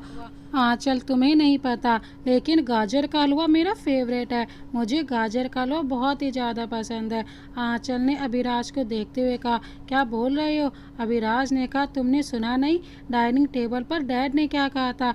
आंचल ने कहा, ओह हाँ, मुझे याद आया कि तुम्हें गाजर का हलवा बहुत पसंद है। आई एम सॉरी अभी, पर अगली बार मैं गाजर का हलवा बना दूंगी।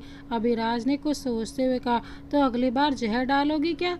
आंचल इस बात पर गुस्सा हो गई और अभिराज के बाजू पर मारते हुए कहा, तुम भी ना अभिराज। अभिराज के मुंह से आहा निकल गई तो आंचल घबरा गई और अभिराज से बोली, तुम ठीक तो हो? ज़्यादा लगी क्या? आई एम सॉरी आंचल।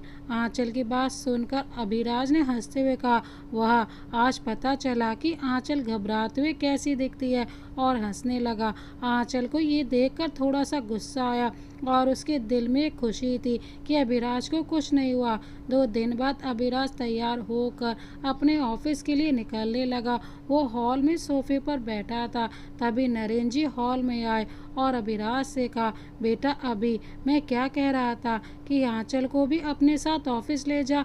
अभिराज ने कहा, पर क्यों डैड? नरेंद्र जी ने सोफे पर बैठते हुए कहा, बेटा आंचल आज की लड़की है, उसे काम करना पसंद है। तुम तो जानते हो कि वो दिल से काम करती थी। असल में नरेंद्र जी चाहते थे कि आंचल और अभिराज एक दूसरे के साथ ज़्यादा से ज़्यादा वक्त बिताएं, इसलिए वो अभिराज को आंचल को अपने साथ ले जाने के लिए कह रहे थे।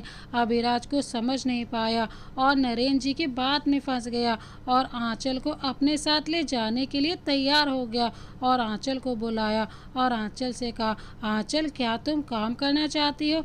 आंचल ने अभिराज की ओर देखते हुए कहा, हाँ, पर क्यों? तुम क्यों पूछ रहे हो? अभिराज ने कहा, चलो जल्दी से तैयार हो जाओ, तुम्हें मेरे साथ ऑफिस जाना है। आंचल ने हैरानी से कहा, क्या क्या तुम सच कह रहे हो अभी? अभिराज ने कहा, हाँ, जाओ ना। आंचल जल्दी से अपने कमरे में गई और तैयार होकर नीचे हॉल में आई। आंचल ने ब्लैक कलर की साड़ी पहनी हुई थी और वो बहुत खूबसूरत लग रही थी। अभिराज ने जब आंचल को देखा तो उसने अपने आप से कहा, कमाल है, बाहर जाने के लिए इतना तैयार होने की क्या ज़रूरत थी? थोड़ी देर में उन दोनों ने नाश्ता किया और गाड़ी में बैठकर अपनी मंजिल की ओर चले गए। अभिराज ने नज़र न चाहते हुए आंचल की ओर ही मुड़ रही थी, इसलिए अभिराज ने अपना चेहरा गाड़ी की खिड़की की ओर कर लिया और वहां से बाहर देखने लगा। आंचल ने भी अभिराज से बात नहीं की। थोड़ी देर में उनकी गाड़ी एक बिल्डिंग के सामने रुकी और गाड़ी से अभिराज और आंचल उतर गए और अभिराज ने आंचल की ओर देखते हुए, ये है हमारा ऑफिस, चलो अंदर, और अंदर जाने लगा। आंचल भी अभिराज के पीछे पीछे जाने लगी।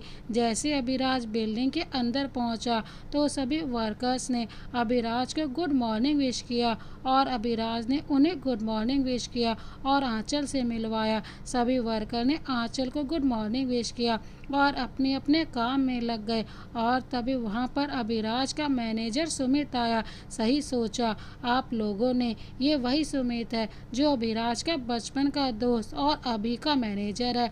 सुमित ने अभिराज से कहा, सर आपकी मीटिंग है आज। अभिराज ने सुमित से, अबे तू कब से मुझे सर कहने लग गया? सुमित ने अभिराज को देखते हुए कहा, मैं तो बस मजाक कर रहा था।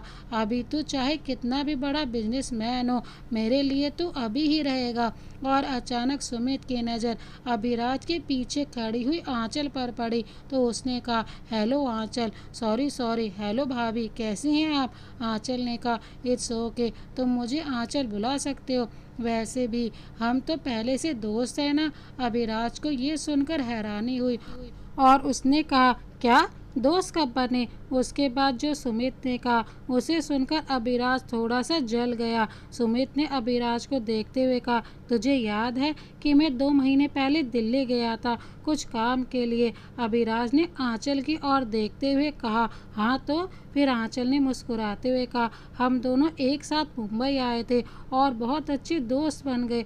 अभिराज ने अपने चेहरे पर हाथ फेरते हुए कहा, ओह, ये तो बहुत अच्छी बात है। और फिर सुमित से कहा, मीटिंग कब है? सुमित ने अपनी घड़ी की ओर देखते हुए कहा, 1 घंटे के बाद। अभिराज ने कहा, ओके। और फिर आंचल की ओर देखते हुए कहा, चलो मैं तुम्हें तुम्हारा काम बता देता हूँ। तभी सुमित ने कहा, अभी अगर तुझे कोई परेशानी नहीं हो तो आंचल को मैं काम बता दूं। अभिराज को ये सुनकर बुरा लगा, लेकिन उसने फेक मुस्कुराहट के साथ कहा, हाँ हाँ जरूर, कम से कम इसके साथ तो नहीं रहना पड़ेगा। आंचल ने भी अभिराज की ओर देखते हुए कहा, हाँ हाँ, मुझे भी कोई शौक नहीं है तुम्हारे साथ रहने का। तभी सुमित ने हंसते हुए कहा, चलो फिर मेरे कैबिन में चलकर कॉफ़ी पीकर काम की बातें करते हैं। अभिराज को ये सुनकर बहुत बुरा लगता है, पर वो अपने अंदर के भाव बाहर नहीं निकाल रहा था और उसने कहा, चल मैं भी अपने कैबिन में जाता हूँ। सुमित ने कहा, तू भी आ ना। आंचल ने अभिराज को देखते हुए कहा, रहने दो सुमित, इनकी वजह से कॉफ़ी कड़वी हो जाएगी, सारा कॉफ़ी का मज़ा खराब हो जाएगा। सुमित को ये सुनकर हंसी आ गई और वो हंस पड़ा। अभिराज को ये देखकर गुस्सा आ गया और वो चिल्ला कर बोला, जस्ट शट अप। सुमित ने अभिराज को गुस्से में देखकर हंसना बंद कर दिया और आंचल से कहा, चलो आंचल। और सुमित और आंचल अभिराज के सामने से चले गए और अभिराज वहीं खड़ा होकर उन दोनों को जाते हुए देखता है। पर आज अभिराज के चेहरे पर जलन के भाव साफ साफ दिखाई दे रहे थे।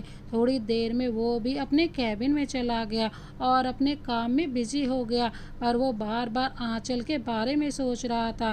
तभी उसने किसी को फ़ोन किया और कुछ बात करके फ़ोन रख दिया। थोड़ी देर में आंचल और सुमित अभिराज के कैबिन में आए और सुमित ने कहा, क्या हुआ अभी? अभिराज अपने लैपटॉप पर काम कर रहा था। जैसे ही उसने सुमित की आवाज़ सुनी तो उसने कहा, हाँ सुमित, आंचल अब मेरे कैबिन में ही अपना काम करेगी।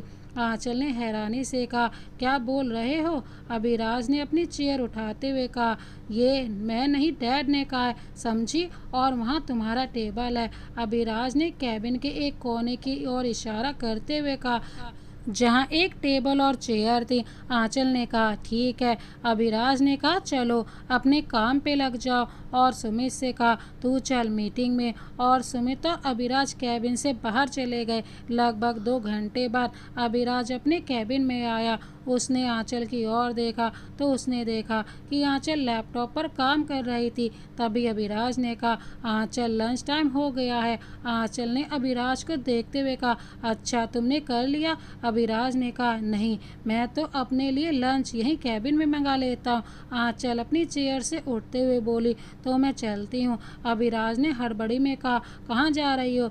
आंचल ने अभिराज की ओर अजीब सी नज़रों से देखा और कहा, लंच करने। अभिराज ने आंचल की ओर देखते हुए कहा, मैं क्या कह रहा था कि यहीं पर कर लेते हैं लंच। और उसने किसी को फ़ोन किया और फिर कुछ देर बात करके फ़ोन काट दिया और आंचल से कहा, देखो मैंने लंच मंगा लिया है। आंचल ने अभिराज की ओर देखते हुए कहा, अभी तुम कुछ अजीब बिहेव कर रहे हो।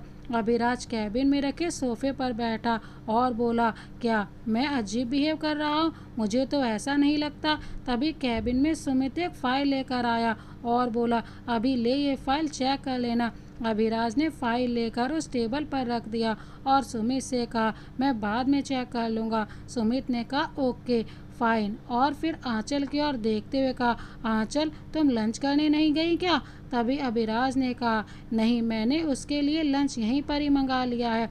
और थोड़ी देर में कैबिन के बाहर से एक आदमी की आवाज़ आई, मे आई कम इन सर? अभिराज ने कहा, यस कम इन। और वो आदमी कैबिन के अंदर आ गया और उसके हाथ में खाना था। उसने खाना टेबल पर रख दिया और फिर कैबिन से बाहर चला गया। जब आंचल ने खाना देखा तो उसका मुंह खुला का खुला रह गया। खाना बहुत सारा था, इतना खाना था कि 5 लोग आराम से पेट भर के खा सकते थे। आंचल ने अभिराज को देखते हुए कहा, और लोग कहाँ हैं? अभी तुमने किसी को बुलाया है क्या? अभिराज ने आंचल को देखते हुए कहा, नहीं तो, ये खाना हम दोनों के लिए है। आंचल ने कहा, ये इतना खाना हम दोनों के लिए? अभिराज ने कहा हाँ, और किसके लिए होगा? तभी सुमित ने कहा अच्छा तो मैं भी चलता हूँ, मुझे भी लंच करना है, और वहाँ से जाने लगा। आंचल ने सुमित को रोकते हुए कहा सुमित रुको, मैं क्या कह रही थी, इतना खाना है, हम दोनों मिलकर भी नहीं खा सकते, क्यों ना तुम भी हमारे साथ लंच कर लो। अभिराज को ये सुनकर हल्का सा गुस्सा आया और उसने अपने गुस्से को काबू करते हुए कहा हाँ सुमित ठीक कह रही है आंचल, तू भी हमारे साथ लंच कर ले। सुमित भी मान गया और वो तीनों ने मिलकर लंच किया। लंच करते हुए सुमित और आंचल हंस हंस कर बातें कर रहे थे, पर अभिराज उन दोनों को ही घूरे जा रहा था। न जाने क्यों आज अभिराज के दिल में जलन के भाव उभर रहे थे। थोड़ी देर में तीनों ने लंच कर लिया और सुमित अभिराज के कैबिन से बाहर चला गया और आंचल भी अपने काम पर लग गई। अभिराज भी अपनी जगह पर बैठकर अपने लैपटॉप पर काम करने लगा, पर उसका मन काम पर नहीं लग रहा था। कभी अभिराज अपनी चेयर पर तो कभी इधर उधर घूमता, कभी वो कैबिन में टहलता। आंचल ये सब देख रही थी। तभी उसने कहा आंचल ने अभिराज की ओर देखते हुए कहा क्या हुआ, अभी काम में मन नहीं लग रहा है?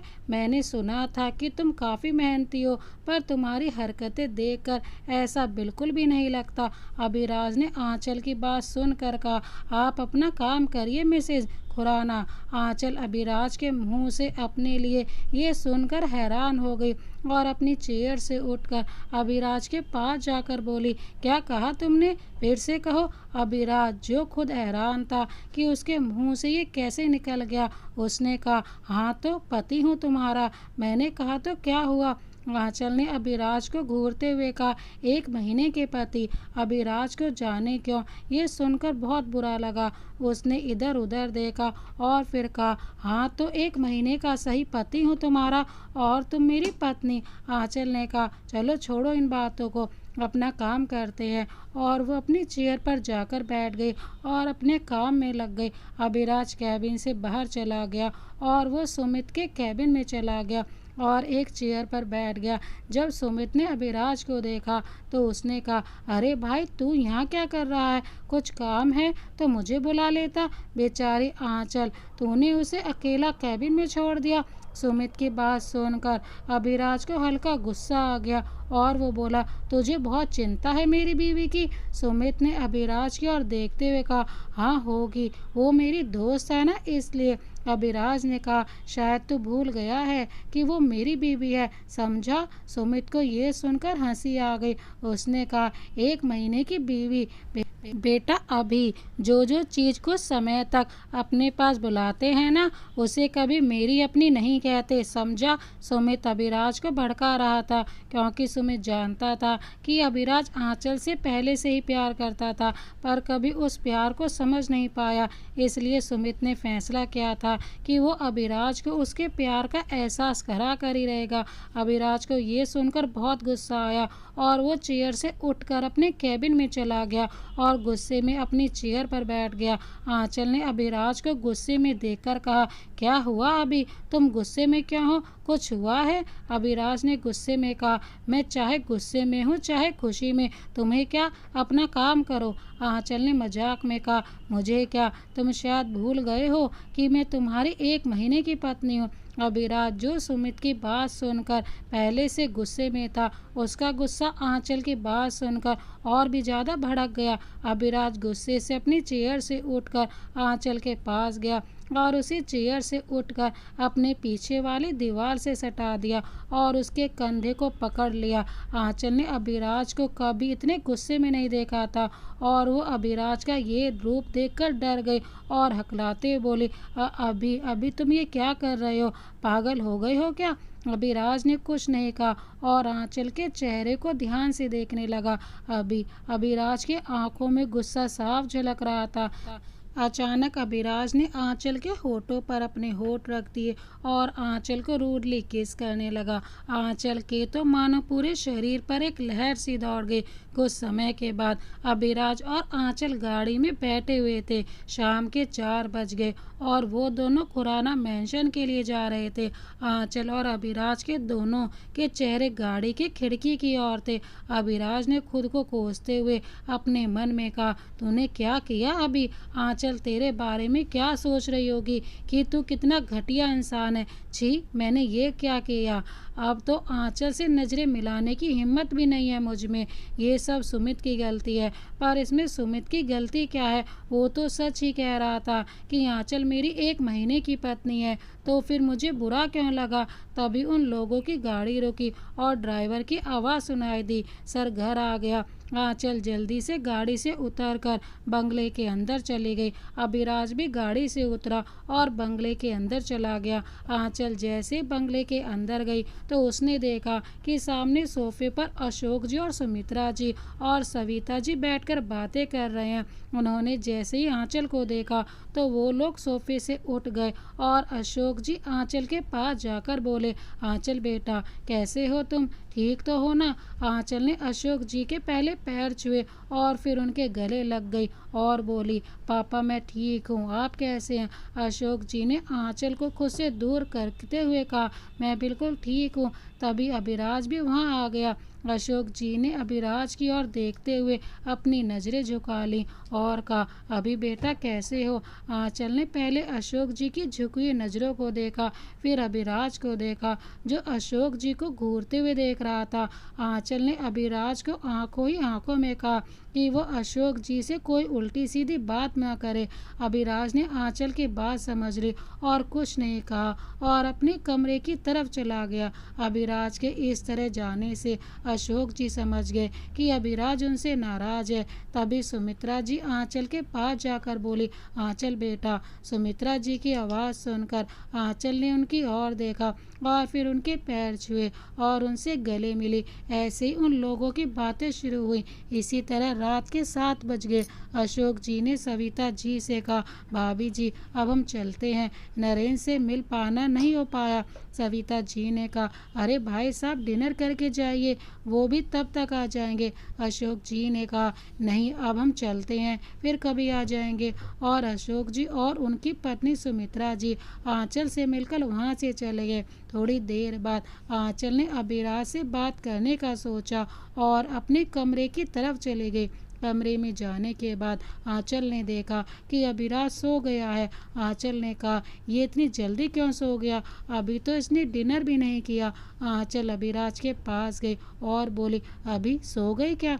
अभिराज ने धीरे से अपनी आंखें खोली और कहा, क्या हुआ? अब चैन से सोने भी नहीं दोगी? अभिराज की आवाज़ में कमजोरी साफ झलक रही थी। आंचल ने कहा, क्या हुआ? तुम ठीक तो हो? अभिराज ने कहा, हाँ मैं बिल्कुल ठीक हूँ, तुम्हें मेरी चिंता करने की कोई ज़रूरत नहीं है, मैं बिल्कुल ठीक हूँ, तुम जाओ यहाँ से। आंचल को कुछ ठीक नहीं लगा तो उसने अभिराज को छूकर देखा तो अभिराज का पूरा बदन तप रहा था। आंचल ने कहा, अभी तुम्हारा पूरा बदन तप रहा है, तुम्हें तो बुखार है और तुम कह रहे हो कि मैं बिल्कुल ठीक हूँ। अच्छा, इसीलिए तुम्हारा ऑफिस में काम में मन नहीं लग रहा था। रुको मैं डॉक्टर को बुलाती हूँ। ऐसा कहकर वो अपना फ़ोन ढूंढने लगती है। तभी अभिराज ने कहा, नहीं नहीं, डॉक्टर को मत बुलाओ, मैं बिल्कुल ठीक हूँ।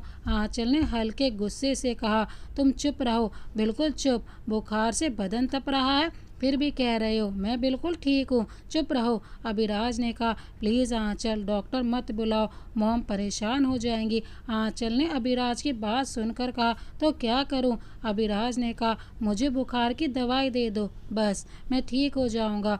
आंचल ने कुछ सोचा और कमरे से बाहर चली गई और थोड़ी देर में एक हाथ में खाने की प्लेट और एक हाथ में ठंडे पानी से भरा हुआ एक बाउल लेकर कमरे में आई और अभिराज के पास जाकर खाने की प्लेट और बाउल को टेबल पर रख दिया और अभिराज से कहा, अभी सीधे हो जाओ। अभिराज जो आंखें बंद करके लेटा हुआ था उसने आंचल की आवाज़ सुनकर अपनी आंखें खोली और आंचल को देखते हुए कहा, क्या हुआ? आंचल ने कहा, जो मैं कहती हूँ वैसा करो, समझे? अभिराज बेड पर बैठ गया और कहा, क्या कर रही हो तुम?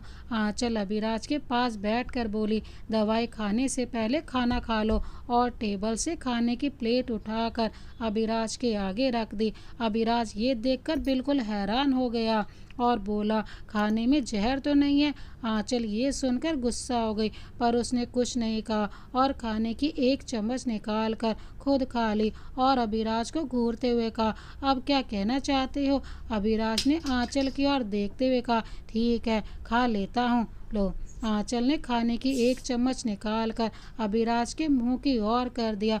अभिराज पहले तो हैरान हुआ, फिर अपना मुंह खोला और आंचल ने चम्मच अभिराज के मुंह में डाल दी। ऐसे ही आंचल अभिराज को खाना खिलाने लगी थी और अभिराज चुपचाप खाना खा रहा था।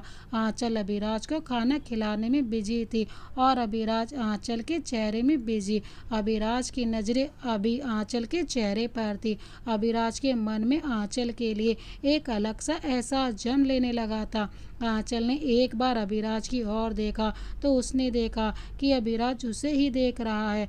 आंचल ने अभिराज की ओर देखते हुए कहा, क्या हुआ? ऐसे क्या देख रहे हो? आज तक किसी लड़की को नहीं देखा क्या? आंचल की आवाज़ सुनकर अभिराज का ध्यान टूटा और उसने इधर उधर देखते हुए कहा, मेरे इतने बुरे दिन नहीं आए जो मैं तुम्हें देखूंगा, समझी? और हाँ, ये दाल में नमक बहुत ज़्यादा है। अभिराज ने झूठ बोलते हुए कहा। आंचल ने अभिराज को घूरते हुए कहा, क्या बात कर रहे हो? ऐसा कहकर उसने दाल चखी, पर नमक ठीक ठाक था। आंचल ने अभिराज को घूरते हुए कहा, लगता है बुखार से तुम्हारे मुंह का स्वाद चला गया, दाल में नमक बिल्कुल ठीक है। आंचल ने अभिराज की ओर देखते हुए कहा, लो अब दवाई खा लो और आराम करो। और आंचल ने खाने की प्लेट टेबल पर रख कर अभिराज को दवाई दी और कहा, खाओ इसे। आंचल ने अभिराज को दवाई दी। अभिराज ने अपने हाथ में रखी दवाइयों को देखकर मुंह बना लिया और आंचल से कहा, सुनो ना, मैं क्या कह रहा था कि ये दवाई रहने देते हैं, मैं आराम करने से ठीक हो जाऊंगा। आंचल ने अभिराज को घूरते हुए कहा, क्यों रहने दें? तुम्हें बुखार है ना, खाओ चुपचाप। अभिराज ने कहा, रहने दो ना, अब मैं ठीक हूँ। आंचल ने कुछ सोचा और फिर कहा, अच्छा तो मिस्टर कड़वे को दवाई कड़वी लगती हैं?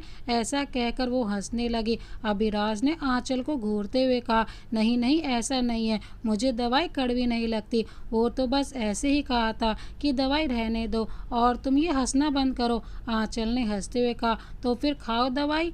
अभिराज ने गुस्से से दवाई खा ली, पर दवाई खाने के बाद अभिराज का मुंह कड़वा हो गया और उसका मुंह बन गया। आंचल अभिराज को देखकर हंसने लगी। अभिराज ने जब आंचल को हंसते हुए देखा तो अभिराज ने आंचल से कहा, अब मुझे पानी दो ना। आंचल ने अभिराज को पानी का गिलास पकड़ा दिया। अभिराज ने पानी पी कर कहा, तुम हंस क्यों रही हो? हंसते हुए तुम पूरी की पूरी चुड़ैल लग रही हो। आंचल ने ये सुनकर हंसना बंद कर दिया और अभिराज से कहा, तुमने मुझे चुड़ैल बोला और तुम क्या हो, कड़वे करेले? अभिराज ने आंचल को देखते हुए कहा, तुमसे बात करने से आदमी का पागल होना पक्का है, छोड़ो यार। आंचल को ये सुनकर गुस्सा आ गया और उसने कहा, अगर ऐसा होता ना तो सबसे पहले मैं तुम्हें पागल खाने भिजवा देती, समझे? उस पर अभिराज ने आंचल को हाथ जोड़ कर कहा, मुझे माफ़ कर दो प्लीज़, और बेड पर लेट गया और अपनी आंखें बंद कर ली। और थोड़ी देर बाद आंचल बेड पर से उठी और अपनी अलमारी से एक रुमाल लेकर अभिराज के पास जाकर बैठ गई और उस रुमाल को टेबल पर रखे बाउल में डुबो दिया और फिर आंचल ने वो रुमाल अभिराज के माथे पर रख दिया। जब अभिराज को इसका एहसास हुआ तो उसने अपनी आंखें खोली और आंचल को देखते हुए कहा, ये क्या कर रही हो? आंचल ने कहा, बुखार ज़्यादा है, इससे बुखार कम हो जाएगा, तुम सो जाओ। अभिराज ने कहा, इसकी कोई ज़रूरत नहीं है, मैंने दवाई खा ली है, तुम परेशान मत हो और सो जाओ, तुम भी थक गई होगी। पर आंचल कहाँ मानने वाली थी। उसने कहा, नहीं, मुझे नींद नहीं आ रही है, तुम सो जाओ, मैं बाद में सो जाऊंगी। अभिराज ये जानता था कि आंचल नहीं मानने वाली, इसलिए उसने कुछ नहीं कहा और ये सोचकर अपनी आंखें बंद कर ली कि आंचल थोड़ी देर में खुद ही सो जाएगी। और कुछ समय के बाद अभिराज को नींद आ गई और वह सो गया।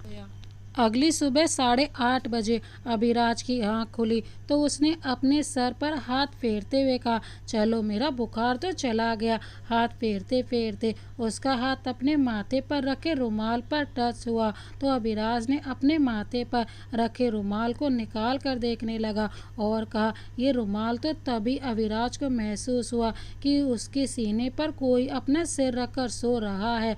अभिराज ने जैसे अपने सीने की तरफ देखा तो वो वो हैरान हो गया। अभिराज ने आंचल को देखते हुए बोला, ये पूरी रात यहीं बैठी हुई थी? अभिराज ने धीरे से बेड से उठने की कोशिश की, लेकिन उसकी उठने की कोशिश में आंचल की नींद खुल गई और उसने अपनी आंखें मलते हुए अभिराज को देखते हुए कहा, अब तुम्हारा बुखार कैसा है? अब तुम्हें कैसा लग रहा है? अभिराज ने बेड पर बैठ कर कहा, हाँ अब मैं ठीक हूँ, पर तुम पूरी रात यहीं पर बैठी थी? आंचल ने अभिराज की ओर देखते हुए कहा, वो तुम्हारा बुखार रात को बढ़ गया था, इसीलिए। आंचल की बात सुनकर अभिराज के दिल में एक मीठा सा एहसास उभर आया और उसके चेहरे पर एक मुस्कान आ गई। दोस्तों, इस कहानी को यहाँ तक देखने के लिए आपका बहुत बहुत धन्यवाद। क्या अभिराज आंचल को पत्नी के रूप में स्वीकार कर पाएगा? क्या आंचल अभिराज को पति का दर्जा दे पाएगी? देखिए इस कहानी के अगले भाग में। अगर आप इस कहानी का अगला भाग देखना चाहते हैं तो हमें कमेंट में ज़रूर बताइएगा।